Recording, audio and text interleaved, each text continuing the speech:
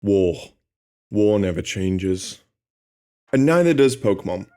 In the world of Pokemon, we know of two specific wars. The one that Lieutenant Surge fought in, which must be pretty recent unless he's really old, and the one that AZ fought in, which is ancient.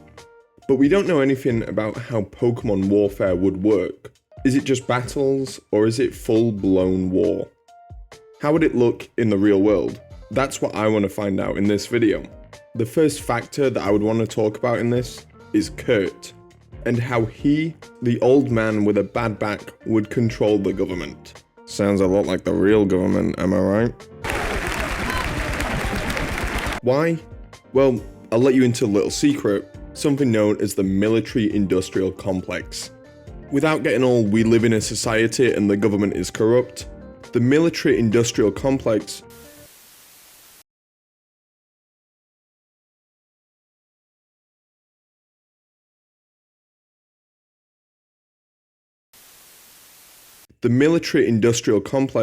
is the idea that companies that make and profit from war control too much.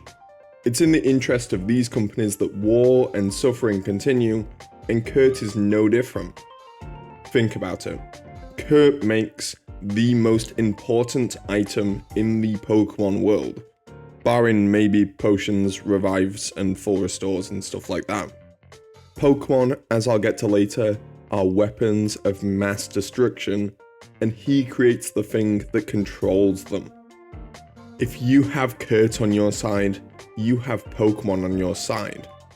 You can control what your enemies use, and you have unlimited options. Kurt would become the most powerful man in the whole of the world, with so much influence and power and wealth that he could literally do whatever he wanted. It isn't just specific to Kurt, but he's the example.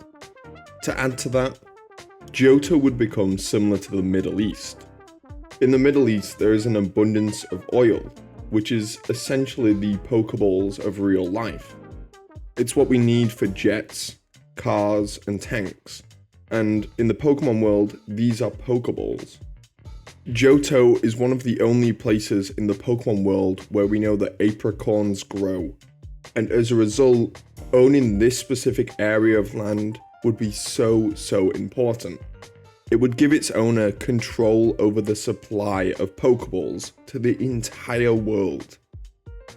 They could embargo enemies and support their own groups within these countries, forming puppet states all across the globe. Why? Because they control the Pokeballs.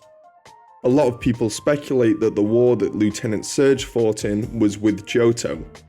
Maybe this is what Kanto were fighting over. They wanted the Pokeballs and the apricorns. But why are Pokemon so important for war?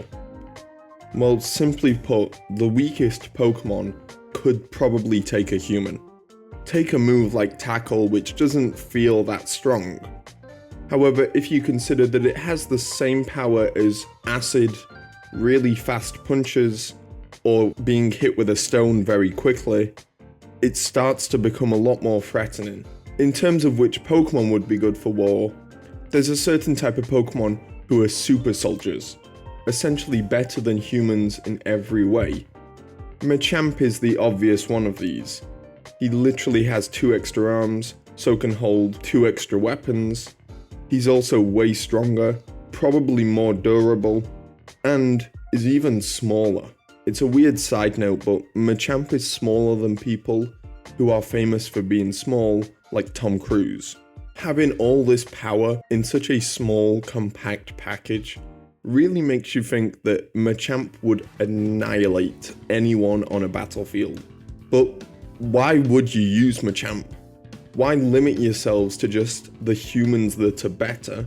The best option would probably be the Psychic and Ghost types, who are literally untouchable when compared to modern warfare. Most Psychic types have some sort of telekinesis ability, and this would just mean that you just couldn't get to them. Bullets, melee weapons, they would all be ineffective. You can't kill what you can't touch, and when you consider that they resist poison, chemical warfare probably wouldn't work on them either.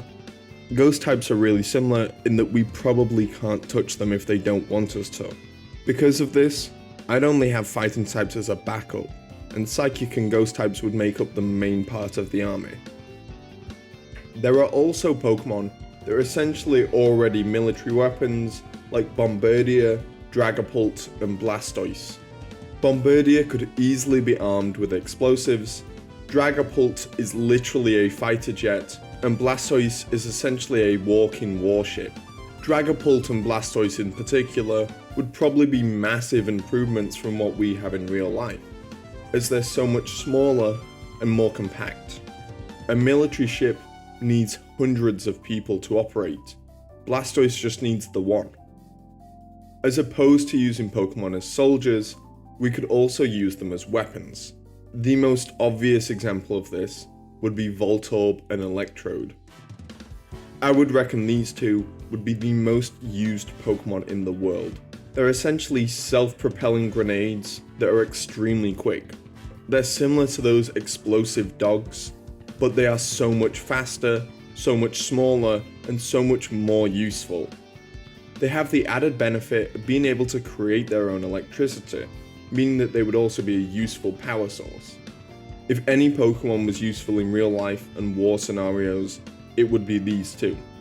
Another Pokemon that would be important is Magcargo. We've all heard about Magcargo's Pokédex entry, which would essentially make it a weapon of mass destruction. A battlefield would mean nothing once you add Magcargo into the situation.